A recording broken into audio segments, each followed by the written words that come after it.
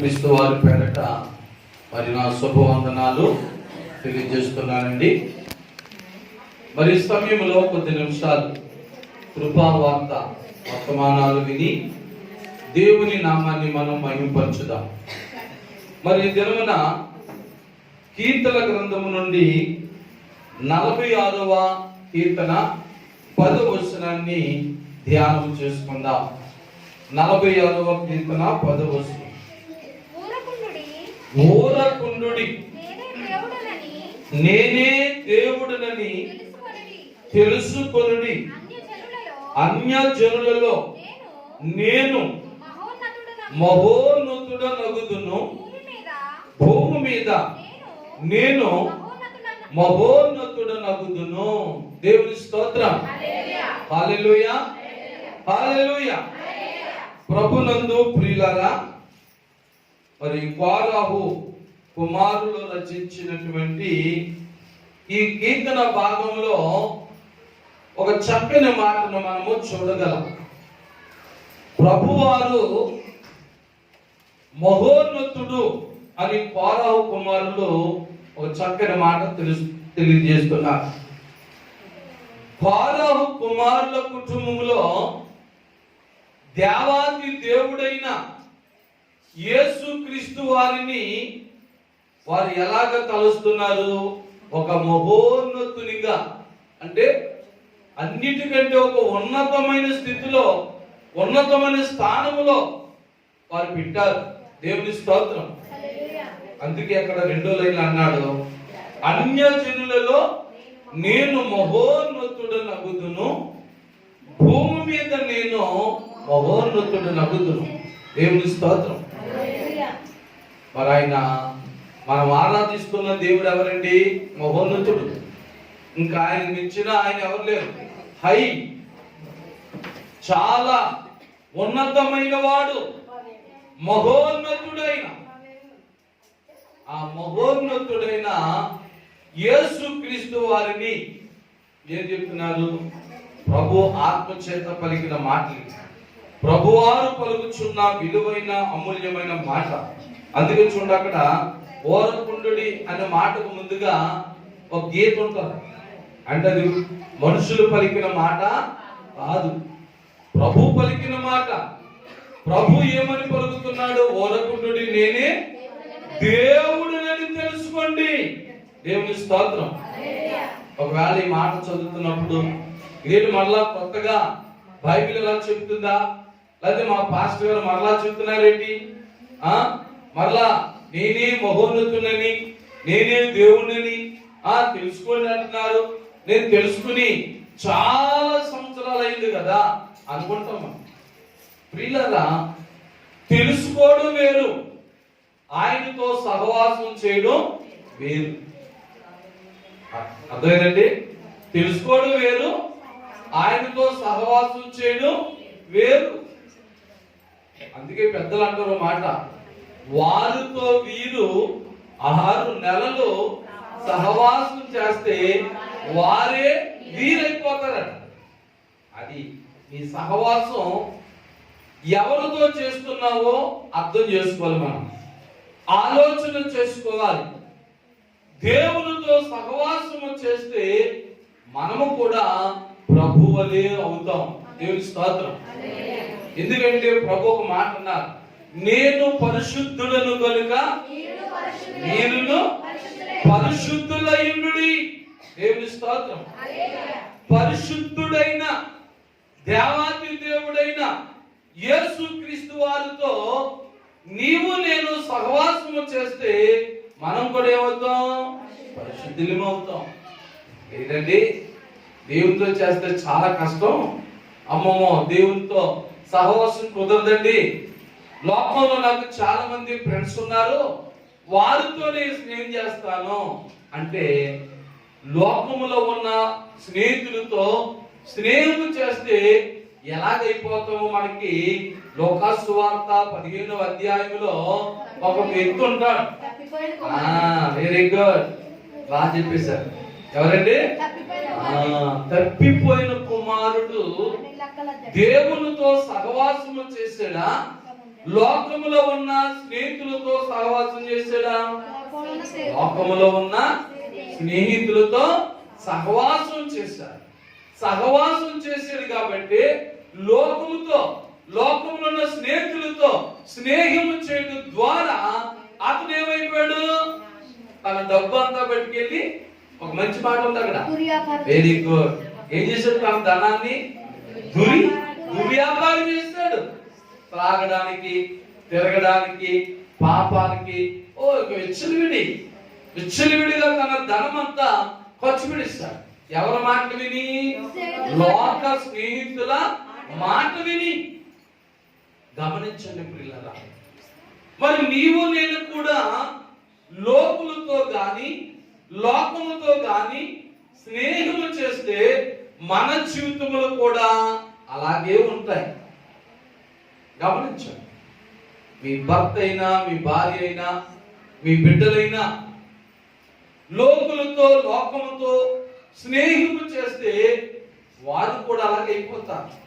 మనం అంటుంటాం, మా ఆయన నా మాట లేదండి, లోకులతో స్నేహం చేస్తున్నాడు, నా బిడ్డ, నా భార్య, నా బిడ్డలు అని ఏం చెప్తాం మనం. కారణం ఏంటి? లోకముతో స్నేహము చేసిన ఎవరైనా సరే చెడిపోతారు. దానికి ఉదాహరణ బైబిల్లోంచి చెప్పాను, తప్పిపోయిన కుమారుడు.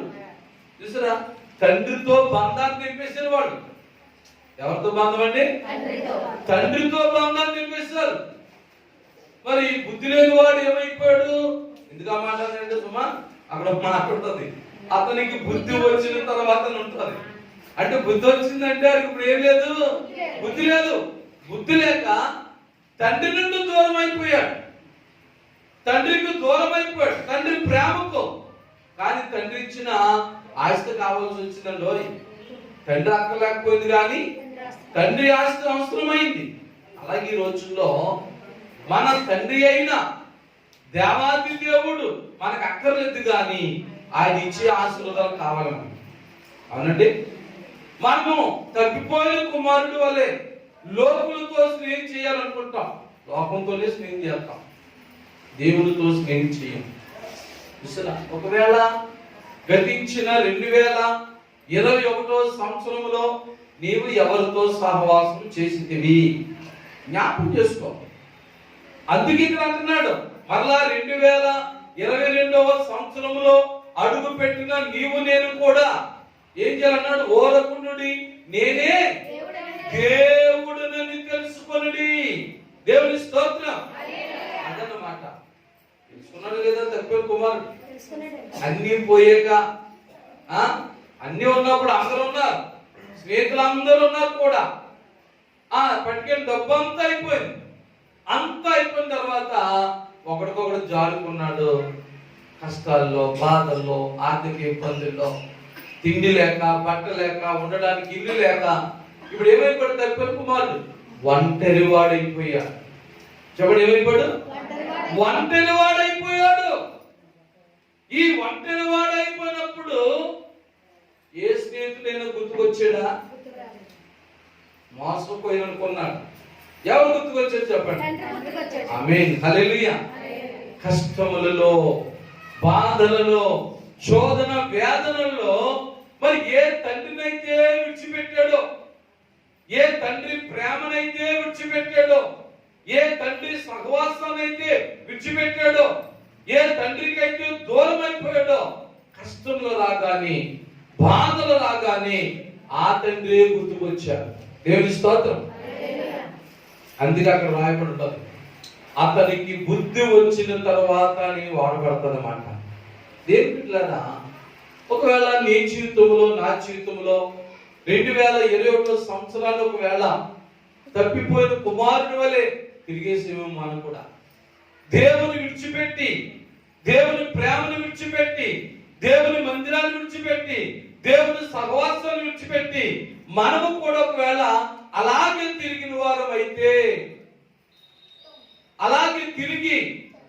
అలాగే దేవునికి దూరం అయిపోయి ఎన్నో శోధనలు, ఎన్నో బాధలు, ఎన్నో కష్టాలు, ఎన్నో నష్టాలు అనుభవించిన వారందరికీ కూడా ప్రభువారు మరొక అవకాశం ఇచ్చుచున్నాడు. దేవుని స్తోత్రం. ఇదిగో కష్టములతో బాధపడుతున్న వాళ్ళారా ఊరుకోండి, వ్యాధులతో ఉన్నవారులారా ఊరుకోండి, బాధలతో ఉన్నవారులారా ఊరుకొనండి, సమస్యలతో ఉన్నవారులారా ఊరుకొనండి. అంటే ఊరుకొని బాధలు పడుతున్నాం. ఎవరైతే కష్టముల చేత, బాధల చేత, వ్యాధుల చేత, శోధన వేదనలతో బాధపడుతున్నారో అలాంటి వారికి ప్రభు చెబుతున్న గొప్ప ధైర్యపు మాట ఏంటంటే ఊరకునుడి. దేవుని స్తోత్రం. అంటే నువ్వు కన్నీరు కార్చొద్దు, ఊరుకో. కన్నీరు కార్చొద్దు, ఊరుకో. నువ్వు బాధపడొద్దు, ఊరుకో. నీకు వేదన పడొద్దు, ఊరుకో. నీకు ఇల్లు లేదని బాధపడొద్దు, ఊరుకో. నీకు బట్టలు లేవని బాధపడొద్దు, ఊరుకో. నీకు తిండి లేదని బాధపడొద్దు. నేనే దేవుడినని తెలుసుకో. దేవుని స్తోత్రం. ఈ మాటలు ఎవరైతే ప్రభులోంచి పడిపోయారో, తప్పిపోయిన కుమారుని వలె గత సంవత్సరం అంతా ఆదివారం ఆరాధన మానేసి, శుక్రవారం ప్రార్థన మానేసి, బుధవారం నెల ప్రార్థన మానేసి, దేవుని కార్యక్రమాలు విడిచిపెట్టి, బైబిల్ చదవడం మానేసి, ప్రార్థనలు చేయడం మానేసి, ఎవరైతే ఈ లోకమే శాశ్వతం అనుకుని, ఈ లోకమే సొంతం అనుకుని తిరిగి ఉండి కష్టాలు పడుతూ, బాధలు పడుతూ, వేదన పడుతూ, నాన్నవారు ఎవరు లేక, ఎవరు ఆదరించలేక తప్పిపోయిన కుమారుడు ఎలాగైతే దేశంలో బాధలు పడుతున్నాడో అలాంటి బాధలు నీలో నాలో ఒకవేళ ఉంటే నీవు నేను మళ్ళీ ఎవరు తెలుసుకోవాలి? దేవుడు తెలుసుకోవాలి. మళ్ళీ ఏం తెచ్చుకోవాలి? ఏం తెచ్చుకున్నాడు? బుద్ధి తెచ్చుకున్నాడు.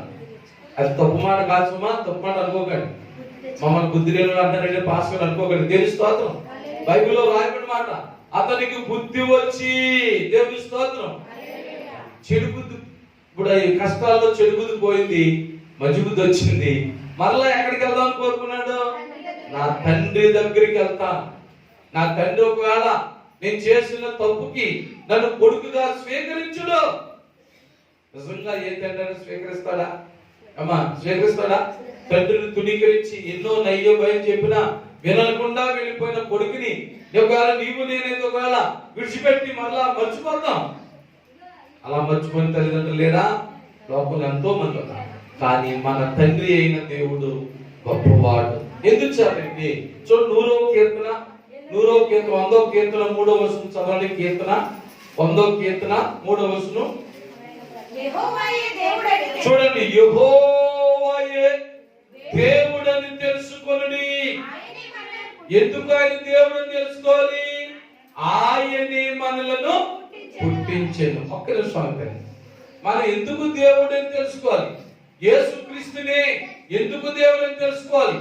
లోకంలో ఎంతో మంది దేవుళ్ళు ఉన్నారు, ఎంతో మంది ఉన్నారని మరి అనుకుంటున్న ఈ లోకములో ప్రత్యేకముగా యేసుక్రీస్తు వారిని ఎందుకు మనం తెలుసుకోవాలి?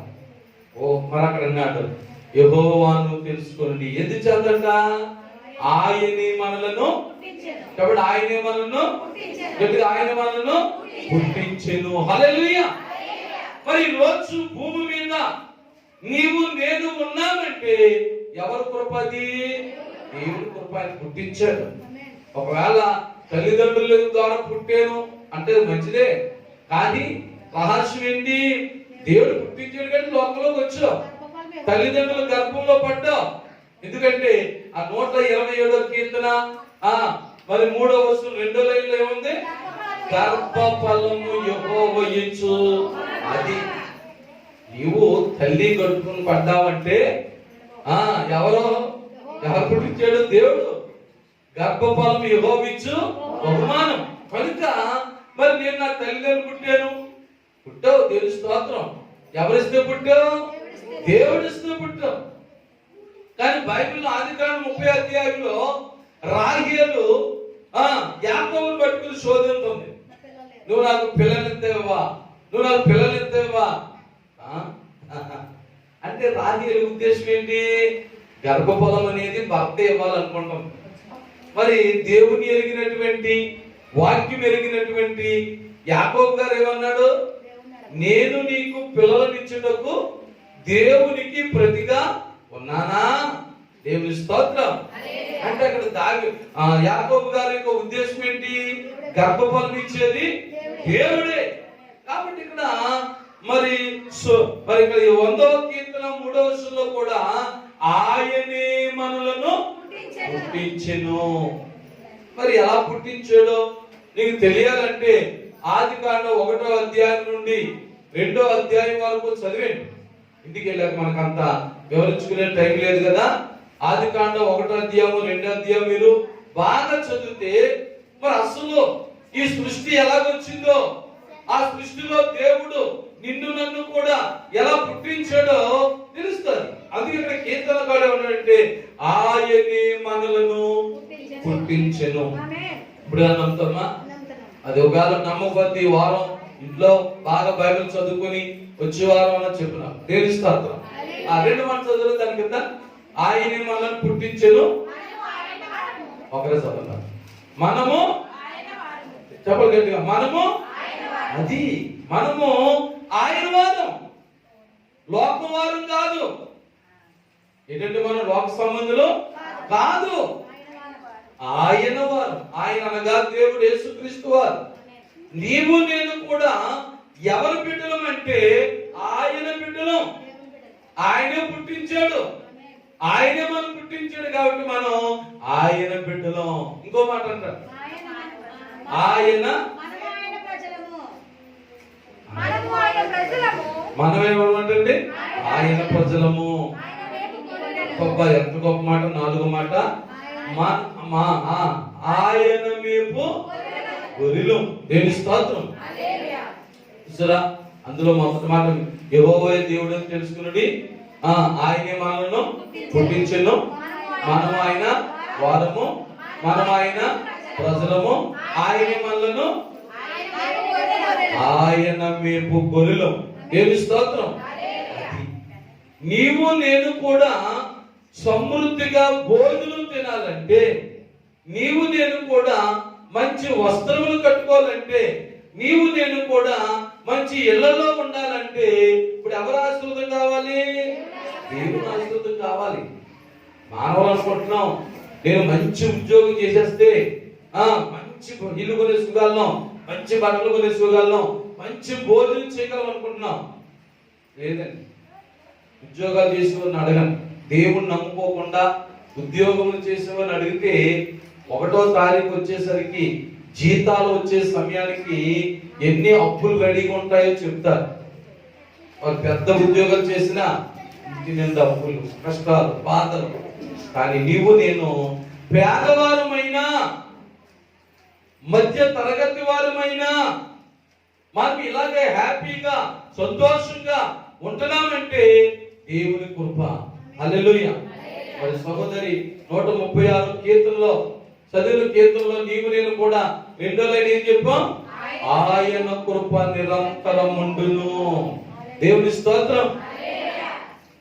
దేవుని కృప మన ఎడల ఉంటారు. 103వ కీర్తన 11వ వచనం అంటాడు ఎంత ఉంటుందండి కృప? ఆకాశమునకు భూమి ఎంత ఉన్నతముగా ఉన్నదో ఆయన యందు భయభక్తులు గలవారి ఎడల ఆయన కృప అంత అధికముగా ఉన్నది. దేవుని స్తోత్రం. ఆ కృప కలిగి మనం జీవిస్తే మనకి ఏ లోటు ఉండదండి. అందుకే ఇక్కడ కీర్తనకారుడు ఊరుకొనడి నేనే దేవుడిని తెలుసుకోండి అంటున్నాడు.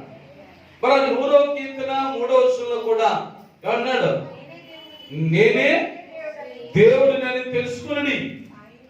ఏమి స్తోత్రం. దేవుని బిడ్డలారా, ఈ 2022వ సంవత్సరంలో మొదటి ఆదివారం దేవుని సన్నిధిలో మనం తెలుసుకోవాల్సిన గొప్ప సత్యం ఏంటంటే, మరలా నీవు దేవుణ్ణి తెలుసుకోవాలంటే నేను మరలా చివరికి వెళ్ళాలంటే చూడండి, లైసెన్సులు తీసుకుంటాం మనం. డ్రైవింగ్ లైసెన్స్ వేరు వేరు లైసెన్సులు ఉంటాయి. ఆ లైసెన్సులకి ప్రతి సంవత్సరం ఏముంటుంది చెప్పండి? రెన్యూల్ ఉంటారు. అమ్మ ఏముంటది? రెన్యూల్. ఆ రెన్యూవల్ చేసుకోకపోతే ఒకవేళ అది ఉండొచ్చు, ఒకవేళ ఆ సర్టిఫికేట్ ఉండొచ్చు, లేకపోతే మన లైసెన్స్ ఉండొచ్చు. మరి ఎందుకు పనిచేది ఉండినా? నాకు లైసెన్స్ ఉందండి, ఎప్పుడో దిగుల్లో ఉన్నప్పుడు మరి స్కూటర్ కొన్నాను, లైసెన్స్ తీసుకున్నాను.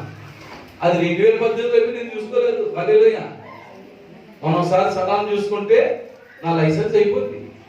ఇప్పుడు బండి వేసుకుని బయటకు వెళ్ళాలి అనుకుంటున్నాను నేను. దేవుని స్తోత్రం. ఎందుకు చేద్దాం? దాని లైసెన్స్ అయిపోయింది, 2018 అయిపోయింది. నేను మళ్ళా దాన్ని రెన్యూ చేయించుకోవాలి. నేను మర్చిపోయాను, చూసుకోలేదు. చూసారా? ఇప్పుడు నేను ఎక్కడికన్నా బండి వేసుకెళ్తే ఊరుకుంటారా? పోలీసు గారు అన్నీ పడేసుకుంటారు. ఈసారి బయలుదేరు మాధురు అలా మా ఆయన ఫోన్ చేశారు. దేవుని స్తోత్రం. హల్లెలూయా. దేవుని స్తోత్రం. హల్లెలూయా. ఎందుకంటే పిల్లారా, ఈ సంవత్సరం మొదటి ఆదివారంలో వచ్చిన నీవు నేను కూడా మన విశ్వాసాన్ని, మన భక్తిని, మన ప్రార్థన జీవితాన్ని మనం ఏం చేసుకోవాలి? రెన్యూ చేసుకోవాలి. మరలా నూతన పరుచుకుంటే మరలా మనము ఈ సంవత్సర కాలం అంతట్లో ఏ లోటు ఉండదు. దేవుని స్తోత్రం. గత ఏడాది నువ్వు పొందలేని ఆనందం, గత ఏడాది నువ్వు పొందలేని సంతోషం, గత ఏడాది నువ్వు కట్టని బట్ట, గత ఏడాది తినలేని భోజనం, గత ఏడాది నువ్వు ఉండలేనంత విలువైన గృహాలలో దేవుడు నిన్ను నివసింపజేస్తాడు. హల్లెలూయా. ఎందుకంటే మన దేవుడు గొప్ప కార్యాలు చేసే దేవుడు. మరి 126 కీర్తన ఏమంటుంది? ఆయన ఆశ్చర్య కార్యములు చేయవాడు. నా నోటు నిండా ఏముందంటాడు? నవ్వుండెను. హల్లెలూయా. చూస్తున్నా, యెహోవా వీరి కొరకు ఆశ్చర్య కార్యములు, అద్భుత కార్యములు చేస్తున్నాడని అన్యులు చెప్పుకొందురు. దేవుని స్తోత్రం. అది గొప్ప సాక్ష్యం. దేవుని నమ్ముకున్నారా? ఇన్ని కష్టాలు పడుతున్నారేంటి, ఇన్ని బాధలు పడుతున్నారేంటి, ఇన్ని ఇబ్బందులు పడుతున్నారేంటి, ఏం చర్చికి వెళ్తున్నారు కదా, వాళ్ళు దేవుడు ఏం చేశారు అన్నట్టు ఉండకూడదు. దేవుడు చేసిన కార్యాలు, నీ ఎడల నా ఎడల చేసిన ఆ కార్యాలు మన భాషలో చెప్పుకోవడమే కాదు, మన సంఘం చెప్పుకోవడమే కాదు. ఎవరు చెప్పుకుంటారు? అన్యులు కూడా చెప్పుకుంటారు. ఆహాహా, ఈ బిడ్డ చర్చికి వెళ్ళిందిరా, ఎంత దీవెన పొందింది, చర్చికి వెళ్ళింది ఎంత స్వస్థత పొందింది, చర్చికి వెళ్ళింది ఎంతగా ఆశీర్వదించబడ్డది, ఇబ్బందులన్నీ తొలగిపోయి, కష్టాలన్నీ తొలగిపోయి ఎంత హ్యాపీగా ఉంది. ఓహో, నా కష్టాలు ఉన్నాయి కదా, నేను చర్చికి వెళ్ళిపోవాలనుకోవాలి. దేవుని స్తోత్రం. హల్లెలూయా. అది మనమే గొప్ప సాక్షిగా నిలబడాలి. మనమే సరి అయిన స్థితిలో ఉండకుండా, మనమే విశ్వాసంలో, భక్తిలో, ప్రార్థన జీవితంలో మనం ఉండకుండా మనం ఉంటే మనం చూసి ఇంకా చచ్చిపోతారు, మనం చూసి ప్రభుని నమ్ముకుంటారు. అందుకే మనం తప్పిపోయిన కుమారుడుగా ఉండకూడదు. తప్పిపోయిన కుమారుడు లాగా లోకముతో గాని, లోకులతో గాని సాంగత్యం చేయకూడదు, సహవాసం చేయకూడదు. గాని ఈ 2022వ సంవత్సరంలో దేవా నీతో నేను సహవాసం చేస్తానని మనం ఎప్పుడైతే ఒప్పుకుంటామో మనము కూడా ఎలా మారిపోతాం? పరిశుద్ధులుగా మారిపోతాం. ఎందుకంటే ఆయన పరిశుద్ధుడు. మనం స్నేహం చేసే యేసయ్య పరిశుద్ధుడు, మోసం లేనివాడు, అబద్ధము లేనివాడు, అన్యాయం చేయనివాడు. కాబట్టి మనం కూడా అలాగే మారిపోతాం. ఎందుకంటే మన స్నేహం ఆయనతోటి. ఒకవేళ ఆయనతో స్నేహం చేసేసరికి మన జీవితం సరిలేకపోవచ్చు, మన బ్రతుకులో మార్పు లేకపోవచ్చు, మన క్రియలో మార్పు లేకపోవచ్చు. కానీ ఒక మంచి వానితో సాంగత్యం చేసినప్పుడు, స్నేహం చేసినప్పుడు ఆటోమేటిక్ గా మనం కూడా మారిపోతాం. హల్లెలూయా. వాళ్ళు మంచి చేస్తుంటే మనం ఎలా సెట్ చేయగలం? చెప్పండి. 10 మందిలో ఒకటి చెడ్డవాడు ఉంటే మారిపోతాం. 10 మంది చెడ్డవాళ్ళు ఒక మంచివాడు ఉన్నా అలా మారిపోతాం.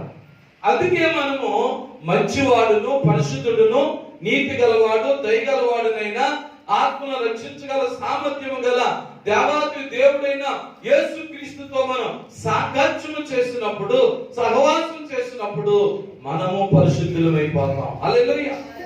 పరిశుద్ధులు అంటే తెల్లని బట్టలు వేసుకుంటాం కాదుమా? అమ్మా జాగ్రత్తగా ముగించేస్తున్నా. పరిశుద్ధులు అంటే తెల్లని చీర కట్టుకున్నాం, మరి తెల్లని బట్టలు వేసుకున్నాం, చక్కగా బైబిల్ చేత పట్టుకున్నాం, మనం వెళ్ళిపోతే అది కాదు పరిశుద్ధత. మొదట పరిశుద్ధత ఎక్కడ కలగాలి? హృదయంలో కలగాలి. అది హృదయంలో మార్పు లేకుండా, హృదయం మారకుండా, నీ హృదయం ఇంకా ఆ మార్పు సువార్త 7వ అధ్యాయం 21వ వచనంలో ఉన్న క్రియలన్నీ నీ హృదయంలో ఉండి, నా హృదయంలో ఉండి పైకి తెల్లని బట్టలు వేసుకుని నేను పాస్టర్ గారు నేను పేరు చెప్పుకున్నా లాభం లేదు, నువ్వు విశ్వాసం అని చెప్పుకున్నా లాభం లేదు. అని ప్రభు ఎందుకు చేద్దంటే ప్రభు దేని చూస్తాడు? హృదయాన్ని చూస్తాడు. మనుషులైతే పై వేషం చూస్తారు, పై రూపాన్ని చూస్తారు. బాబోయ్ ఈ పాస్టర్ చాలా పరిశుద్ధులు ఉన్నాడు, తెల్ల బట్టలు వేసుకున్నాడు, బాబోయ్ చాలా పరిశుద్ధుడు అనుకోవచ్చు. లాభం లేదు. నేను అది నమ్మను. నేను ప్రభు ఏం చూస్తుంటే వాక్యాన్ని బట్టి మనం చూడాలి. వాక్యం చెప్తే మనుషులు పై రూపమును చూస్తారు కానీ దేవుడు అంతరంగమును చూస్తాడు. హల్లెలూయా. అంతరంగం శుద్ధి లేకుండా మనం ఎంత పరిశుద్ధులుగా డ్రెస్ చేసుకున్నా ఇతరులకు కనబడినా ఏ ఆశీర్వాదం కలగదని మనకి. ఒకవేళ మనకి ఒక ఉన్నత స్థితిలో లేకపోయినా, లేక రోజు తెల్లబట్టలు వేసుకుని తిరిగేంత స్థోమత లేకపోయినా మన హృదయం శుద్ధిగా ఉంటే దేవుడు గొప్ప కార్యం చేస్తాడు. హల్లెలూయా. మరి ఆశ్చర్యాలు కాదండి, ఆశ్చర్యాలు కాదు. కొన్ని సంఘాల్లో మరి నాకు తెలిసిన ఒక సంఘం ఉంది. ఆ చర్చికి వెళ్ళాలంటే పిల్లలైనా పెద్దలైనా పురుషులైనా స్త్రీలైనా తెల్లని బట్టలు వేసుకుని వెళ్ళాలి. ఏ బట్టలు వేసుకెళ్ళాలంటే మరి ఆ బట్టలు వేసుకోకపోతే గేటు దగ్గర ఆపేస్తారు. తెలుసు మీకు? అంటే ఆయన ఉద్దేశం ఏంటి? చర్చ్ అంటే పరలోకం లాంటిది కాబట్టి పరలోకం అందరూ తెల్ల బట్టలు వేసుకుంటారు కాబట్టి చర్చిలోకి వచ్చిన వారు అందరూ ఎలాగే ఏం వేసుకోవాలి? తెల్లని బట్టలు వేసుకోవాలి. కానీ ప్రభు ఏం చూస్తున్నాడు? నీ హృదయం తెల్లగా ఉండాలని చూస్తున్నాడు. పాస్ గారు ఏం చూస్తున్నారు? మీరు తెల్ల బట్టలు వేసుకుని పైకి మరి చర్చికి రావాలంటున్నారు. కాబట్టి మరి ఆ చర్చికి రావాలంటే మరి పాస్టర్ ఒక రూల్ పెట్టారు కాబట్టి హృదయం మారినా మారకపోయినా ఏం వేసుకురావాలి? అది అక్కడ నిలబెడతారు. గేట్ వేసి వెళ్తున్నారండి, గేట్ వేస్తాను లోపల వీల్లేదండి, తెల్లబట్టలు ఉంటేనే రావాలి. దేని పెట్టారు? నేను అంటాను అవన్నీ కూడా ఆచారాలండి. ఏమా అన్నీ ఆచారాలు. ఒకవేళ చేసుకోవడంలో తప్పు లేదు. నువ్వు ప్రతి ఆదివారం తెల్ల చీర కట్టుకుని వస్తాను, తెల్ల బట్టలు వేసుకుని వస్తాయంటే దేవుని స్తోత్రం, చాలా మంచిది. కానీ దానికంటే ప్రాముఖ్యమైనది నీ హృదయం తెల్లగా అవ్వాలి. దేవుని స్తోత్రం. హృదయం తెల్లగా అవ్వాలంటే ఎక్కడ పోవాలి మనం? మరి అపోస్తలుల కార్యాలు 2వ అధ్యాయము 38 పోవాలి. పేతురుగా చెప్తారు అక్కడ. ఒక హృదయం తెల్లగా అవ్వాలంటే, ఒక హృదయం పరిశుద్ధుడు కావాలంటే, ఒక వ్యక్తి పరిశుద్ధుడు అవ్వాలంటే మరి అపోస్తలుల కార్యం 2వ అధ్యాయం 38 చెప్పండి. పేతురు ఏమంటాడు? మీరు మారు మనసు పొంది పాప క్షమాపణ పొంది యేసుక్రీస్తు నామములో బాప్తిస్మం పొందండి, అప్పుడు మీరు వెరీ గుడ్, అప్పుడు మీరు పరిశుద్ధాత్మను పొందుతారు. హల్లెలూయా. ఎప్పుడైతే ఒక వ్యక్తి పరిశుద్ధుడుగా మారుతాడో అప్పుడే పరిశుద్ధాత్మలు వస్తారు. ఇంకోటి పరిశుద్ధాత్మ అంటే గొంతులేసేది అనుకోకండి. దేని స్తోత్రం. చూసారా, కొన్నిసార్లు దురాత్మ కూడా గొంతులేస్తుంది. చూసారా, కనుక ఇక్కడ వాక్య ప్రకారంగా మనం వెళ్ళాలి. వాక్య ప్రకారంగా వెళ్తే నిజమైన పరిశుద్ధుల్లో ఏముండాలి? మొదట మారు మనసు ఉండాలి. కాబట్టి నిజమైన పరిశుద్ధులకి ఏముండాలి? మారు మనసు. మారు మనసు అంటే ఏంటి? మనసు మార్చుకోవాలా, వేషధారణ కాదు, వస్తుధారణ కాదు.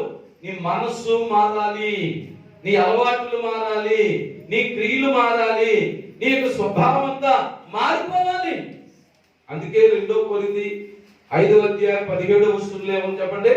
ఎవడైనను క్రీస్తునందు ఎడల వాడు నూతన సృష్టి, పాతవ గతించెను, ఇదిగో సమస్తమును కొత్తవాయెను. హల్లెలూయా. అది మారు మనసు అంటే. మారు మనసు అంటే పిల్లగా నీ పాత జీవితం అంతా విడిచిపెట్టి నూతన పరచబడాలి. ఎప్పుడైతే మారు మనసు పొందుతావో నీ పాపాలన్నీ ప్రభు దగ్గర ఒప్పుకుంటావు. పాస్ గారి దగ్గర కాదు సుమా, పాస్ గారి దగ్గర నీ పాపలు ఒప్పుకోక్కర్లేదు, సంఘస్థుల దగ్గర నీ పాపలు ఒప్పుకోక్కర్లేదు. ఎవరి దగ్గర ఒప్పుకోవాలి? దేవుని దగ్గర ఒప్పుకోవాలి. నీ జన్మ కర్మ పాపములన్నీ కూడా ప్రభు దగ్గర ఒప్పుకోవాలి. తర్వాత 3వ మెట్టు ఏంటంటే అప్పుడు నువ్వు బాప్తిస్మం పొందాలి. ఈ 2 నీలో జరగకుండా బాప్తిస్మం పొందితే నువ్వు నిలబడలేవు, భక్తిలో నిలబడలేవు, ప్రార్థనలో నిలబడలేవు, ప్రతి ఆదివారం చర్చికి రాలేవు, ప్రతి శుక్రవారం చర్చికి రాలేవు. మార్పు అన్నది, పాప క్షమాపణ అనేది కలిగినప్పుడు నువ్వు బాప్తిస్మం పొందినప్పుడు పరిశుద్ధాత్మని వరముగా పొందినప్పుడు ఈ వెంటనే ఆదివారం ఎప్పుడు వస్తుందా, శుక్రవారం ఎప్పుడు వస్తుందా, దేవుని సన్నిధికి నేను ఎప్పుడు వెళ్తానని ఆశతో ఎదురు చూస్తావు. అదే మాట కీర్తనకారుడు ఏమంటాడు, దేవా దుప్పి నీటి వాగుల కొరకు ఆశపడినట్లు నేను నా ప్రాణము నీ కొరకు ఆశపడుచున్నది. దేవుని స్తోత్రం. ఆశ ఎప్పుడు కలుగుతుంది? నీలో మారుమనసు లేకుండా, పాపక్షమ లేకుండా, శరీర బాప్తిస్మం పొందకుండా, పరిశుద్ధాత్మ పొందకుండా నీకు ఈ ఆశ కలగదు. అయ్యి బాబా ఆదివారమా వెళ్ళకపోతే పాస్టర్ గారు ఏమనుకుంటారు, వెళ్ళిపోతున్నారు అంటే ఎవరి కోసం వస్తున్నావు? పాస్టర్ గారి కోసం వస్తున్నావు.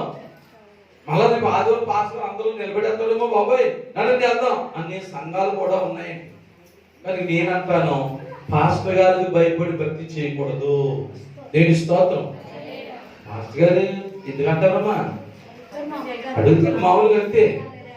ఏదో సాగు చెప్పేశారు కదా చెప్పేస్తాను అనుకోకూడదు. సాగు చెప్పారు పాస్టర్ నమ్మేస్తారు, ఆయన నమ్మొద్దు, దేవుని నమ్మాలి కదా. ఒక ఆదివారం నువ్వు పోగొట్టుకున్నావు అంటే ఎన్ని ఆశీర్వాదాలు పొందే తెలుసమ్మా. బైబిల్ ఏం చెప్తుంది? దేవుని మందిరంలో ఒక దినము గడుపుట ఎన్నరకమా? ఒక్క దినము గడపడం 1000 దినముల కంటే శ్రేష్టమైనది. దేవుని స్తోత్రం. అందుచేత ఏ ఆదివారం పోగొట్టుకోకూడదు, ఏ శుక్రవారం పోగొట్టుకోకూడదు, ఏ ప్రార్థన కూటాన్ని పోగొట్టుకోకూడదు. ఒకవేళ పాస్టర్ గారు మా పాస్టర్ గారు అడగరండి, స్వామిరాజు పాస్టర్ గారు అడగరండి అని లోపు కట్టేసుకోకూడదు. నేను స్తోత్రం. నేను అడగకపోవచ్చు. ఒకానొక దినముని ఎవరు అడుగుతారు? దేవుడు అడుగుతారు. అప్పుడు తెలుగుకి ఏం చేస్తావు? నా మీద దోషేస్తావు. మా పాస్టర్ గారు ఎప్పుడు అడగలేదండి, నేను చర్చికి వెళ్ళకపోయినా అడగలేదండి, ఆదివారం మానేసిన అడగలేదండి, శుక్రవారం మానేసిన అడగలేదండి అని ఒకవేళ నా మీద దోషేస్తామో తెలివైన కదండి, పక్కల మీద దోషేస్తావు. అది తప్పే. అలా కాదు. మనం దేవుని యందు భయభక్తులతో రావాలి. అందుకే యేసుక్రీస్తు వారు శిలువ మోస్తున్నప్పుడు యెరూషలేము స్త్రీలందరూ కూడా ఆయన దగ్గరికి వచ్చి ఏడుస్తున్నారు.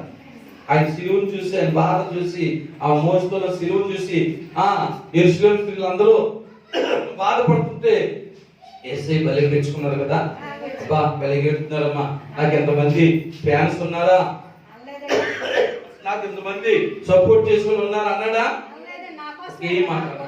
అమ్మలారా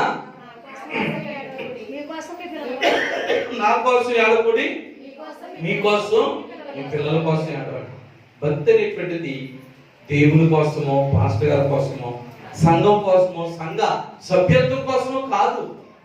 మీకోసం, మీ పిల్లల కోసం, మీకోసం, మీ భర్త కోసం, మీకోసం, మీ భార్య కోసం, మీకోసం, మీ వ్యాపారం కోసం, మీకోసం, మీ ఉద్యోగం కోసం, మీకోసం, మీ యొక్క అభివృద్ధి కోసం. దేవుని స్తోత్రం. ఆ రీతిగా మనము భక్తి చేయడానికి తెలుసుకోవాలి.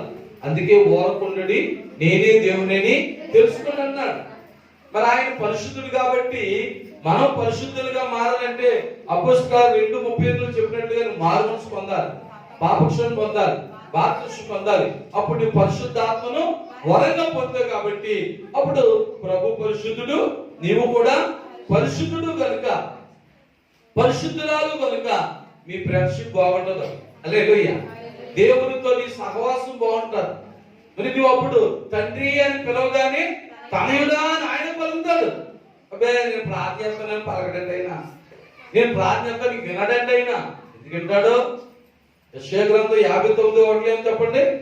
రక్షింపని అనుకున్నట్లు యెహోవాస్తము వచ్చి కాలేదు, వినని అనుకున్నట్లు ఆయన చెవులు మందం కాలేదు. అది చెప్పండి. మీ దోషములు అతిక్రమములు ఆయన ముఖమునకు అడ్డుగా వచ్చుచున్నవి కనుక ఆయన వినకుండెను. దేవుని స్తోత్రం. అది తెలుసుకోవాలి. నీ ప్రార్థన దేవుడు వింటలేదంటే నువ్వు పేరుకు క్రైస్తవుడు అయినా, విశ్వాసం అయినా, లేక నాలాంటి సేవకుడు అయినా, నేనైనా, ఎవరైనా మన ప్రార్థన వింటలేదంటే నేను పాస్టర్ గారైనా, మన విశ్వాసమైనా మనం ఇంకా ఏదో ఒక అతిక్రమం ఉంది. ఒక యవనస్తుడు ప్రభు దగ్గరకు వచ్చి నేను చాలా నీతిమంతుడు అనేసుకుని చాలా ప్రెస్టేజ్ గా నిలబడి ప్రభుతో గడగడా మాట్లాడుతున్నాడు. ప్రభు అతను మెచ్చుకున్నాడండి. ఏమన్నాడు? వెరీ గుడ్, నీకు ఇంకా ఒకటి కొద్దుగా ఉంది.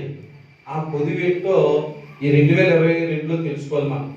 2021లో దేవుడు నిన్ను దీవించలేకపోవడానికి, 2021లో నువ్వు శాంతి సమాధానం పొందలేకపోవడానికి, 2021లో నువ్వు అభివృద్ధి పొందలేకపోవడానికి, ఆశీర్వాదం పొందలేకపోవడానికి, మేలులు పొందలేకపోవడానికి కారణమే నేను పాస్టర్ నేను అన్నింటిలో పాటిస్తున్నాను కదా, నిర్గమకాండం 20 అధ్యాయంలో ఉన్న 10 ఆజ్ఞలు కూడా నేను పాటిస్తున్నాను కదా అంటే కుదరదు. ఆ కుర్రోడు అన్నాడు, యవనస్తుడు ప్రభుతో అన్నాడు, ప్రభా ఇవన్నీ కూడా నేను చిన్ననాటి నుండి కూడా అనుసరిస్తున్నాను గర్వంగా చెప్పాడు. శబాస్ అన్నాడు ప్రభువారు, నీకు ఇంకా ఒకటి కొదువు ఉంది. ఆ కొదువు ఏంటో డైరెక్ట్ చెప్పకుండా ఏమన్నాడంటే, నీ ధనమంతా అమ్మేసి పేదలకు ఇచ్చేసి నన్ను వెంబడించు అంటే అన్ని చేస్తున్నాడు, అన్ని చదువుతున్నాడు, ఆ 10 ఆజ్ఞల్లో ఉన్న అన్ని చేస్తున్నాడు, కానీ ఆచార ప్రకారంగా చేస్తున్నాడు, తను తృప్తి పడిపోతున్నాడు. చెప్పండి, ఆచార ప్రకారంగా ఆజ్ఞలన్నీ చేస్తున్నాడు, కానీ మనసు ఎవరి మీద ఉండాలి? దేవుని మీద ఉండాలి. నీవు ధనవంతుడు అయినా, బలవంతుడు అయినా, విద్యావంతుడు అయినా, ఉద్యోగస్తుడు అయినా, వ్యాపారస్తుడు అయినా, ఎంతో అధికారం గలవాడు అయినా, ఎవరైనా, నేనైనా, నువ్వైనా, మనం ఎవరైనా సరే మన హృదయం ఎవరి మీద ఆనుకుని ఉండాలి? దేవుని మీద ఆనుకుని ఉండాలి. దేవుని మీద మన హృదయం ఆయనతో ఉండాలి. కానీ ఈ యవనస్తుల హృదయం ఎక్కడ ఉంది? ధనం మీద ఉంది. అందుకే ఆ లోడు చెప్పాడు, ప్రభా నీకు ఇంకా ఒక పొదువు ఉంది, ధనమంతా పేదలకు ఇచ్చేసి నన్ను వెంబడించంటే అతడు ఆచార ప్రకారం చేస్తున్నాడు, కానీ వాక్యానుసారంగా ఆయన వెంబడించట్లేదు. అలాగే ఒకవేళ మన సంఘంలో లేకపోతే ఈ మాటలు వింటున్న వారిలో ఎవరైనా ఉంటే, ఇదిగో ఈ 46వ కీర్తనలో 46వ కీర్తన 10వ వచనములో చదివించిన ప్రకారంగా నేనే దేవుడిని తెలుసుకొనుడి. అలాగే 100వ కీర్తన మరి 3వ వచనంలో చెప్పినట్లుగా ఆయన మనం పుట్టించాడు, మనం ఆయన ప్రజలం, ఆయన మనం పోషించేవాడు కాబట్టి ఆయనే దేవుడని ఈ దినమున ఈ 2022వ సంవత్సరం మొదటి ఆదివారం ఈ 2వ తారీఖున మరలా రెన్యూల్ చేసుకొని భక్తిని విశ్వాసం చేసుకుని ఆయనే దేవుడని తెలుసుకుని మనసారా హృదయపూర్వకంగా ఆయన నీవు ఆరాధించినట్లయితే, ఆయన్ని నామాన్ని కనపరిచినట్లయితే, ఇదిగో ఆయన నీ కుటుంబంలో మహోన్నతుడుగా ఉంటాడు. నీ హృదయంలో మహోన్నతుడుగా ఉండి నీకు కావలసిన ప్రతి అవసరం కూడా ఆయన తీరుస్తాడు. కనుక ఒక్క నిమిషం మనం అంతా ప్రభు సన్నిధిలో మోకరించి ప్రభు దగ్గర అడుగుదాం. మన హృదయాలు ప్రభు దగ్గర ఒకసారి తెలుసుదాం. ఎలా ఉంది మన హృదయం? మన హృదయంలో ఇంకా మార్కు సువార్త 7వ అధ్యాయము 21వ వచనంలో ఉన్న క్రియలు ఏమైనా ఉంటే, పేరుకు పాస్టర్ గారిని, పేరుకు విశ్వాసమే కావచ్చు, పేరుకు పాస్టర్ గారినే కావచ్చు, పేరుకు గొప్ప వ్యక్తివే కావచ్చు, కానీ ఆ మార్కు సువార్తలో ఉన్న 7వ అధ్యాయము 21వ వచనంలో ఉన్న క్రియలు నాలో గాని నీలో గాని ఏదైనా ఉంటే, ఇదిగో సంవత్సరం ఆదిలోని, సంవత్సరం ప్రారంభంలోని, సంవత్సరం ప్రారంభించబడి 2వ రోజులోకి వచ్చేస్తాం. ఇప్పుడైనా ఈ మొదటి ఆదివారం దినమునైనా మనలను మనం పరీక్షించుకొని పరిశోధించుకొని దేవునికి ఆయాసకరమైన, దేవునికి విరోధకమైన, దేవునికి ఇష్టం లేని ఏ కార్యము నీ హృదయంలో ఉన్నా, నా హృదయంలో ఉన్నా ఇప్పుడే మార్పు చెందుదాం. అపోస్తలుల కార్యాలు 2:38 చెప్పినట్లుగా మరలా ఇప్పుడే మారు మనసు పొందుతాం. అలా ఒకవేళ 2022 పడిపోయిన స్థితిలో ఉన్నట్లయితే, ప్రకటన గ్రంథంలో చెప్పినట్లుగా నువ్వు ఏ స్థితిలో పడిపోతావో ఆ స్థితిని జ్ఞాపకం చేసుకుని మరలా మార్పు చెంది, మరలా మారు మనసు పొంది ఆ మొదటి క్రియలను చేయడని ప్రభు చెప్పినట్లుగా, ఒకవేళ క్రైస్తవుడు అయ్యుండి, విశ్వాసం అయ్యుండి, దేవుని బిడ్డ అయ్యుండి, సేవకుడు అయ్యుండి, నేను గాని నువ్వు గాని ఏ విషయంలో పడిపోతే మనం పడిపోయిన స్థితిలో ఒకసారి జ్ఞాపకం చేసుకుందాం. ఏ స్థితిలో ఏ విషయంలో పడిపోయామో ఆ విషయాన్ని జ్ఞాపకం చేసుకుని మరలా ఆ మొదటి అంటే నువ్వు ప్రభు నమ్ముకున్నప్పుడు, నేను ప్రభు నమ్ముకున్న కొత్తలో, నువ్వు ప్రభు నమ్ముకున్న కొత్తలో ఎంత విశ్వాసిగా, ఎంత విశ్వాసంగా, ఎంత భక్తిగా, ఎంత ప్రార్థన పరుడుగా, ఎంత ఆత్మీయంగా ఉన్నావో ఈ మొదటి ఆదివారం వల్ల అదే స్థితిని మనం కొనసాగించితే 2021లో నీవు పొందలేని ఆశీర్వాదాలు, దీవెనలు మేలులన్నీ కూడా ఇదిగో ఈ సంవత్సరం ఈ నెలలోనే ఈ వారంలోనే పొంది మరలా ఆదివారాన్ని గొప్ప సాక్షిగా నిలబడగలవు. ఆమె ప్రార్థన. ప్రేమ గల మా తండ్రి, దయగల మా యేసయ్య, కృపా వార్త వర్తమానములు విన్న మా బిడ్డలందరిని బట్టి నీకు వందనాలు, స్తోత్రాలు. ఇదిగో తండ్రి, మరి ఈ స్థలంలో చేరిన ప్రతి బిడ్డలు ఈ మైక్ ద్వారా ఈ మాటలు విన్న ప్రతి ఒక్కరిని కూడా ఒక్కసారి రెన్యూల్ చేసుకుని నీవే దేవుడు అని తెలుసుకోమని ఆయన కోరాహు కుమారుల ద్వారా 46వ కీర్తన 10వ వచనములో నుండి మాతో కొన్ని నిమిషాలు మాట్లాడినందుకు వందనాలు. మా సంఘమును బలపరచండి, మమ్మల్ని బలపరచండి. మీ మహిమ, మీ కృప, మీ కరుణ, మీ కటాక్షములు, మీ శాంతి సమాధానములు మాకు మెండుగా దాయిచ్చమని యేసుక్రీస్తు పరిశుద్ధ నామములో ప్రార్థించి వేడుకొనుచున్నాము తండ్రి. ఆమేన్, ఆమేన్. ఇంతవరకు కృప వర్తమానం విన్న మీ అందరికీ నా వందనాలు. God bless you all.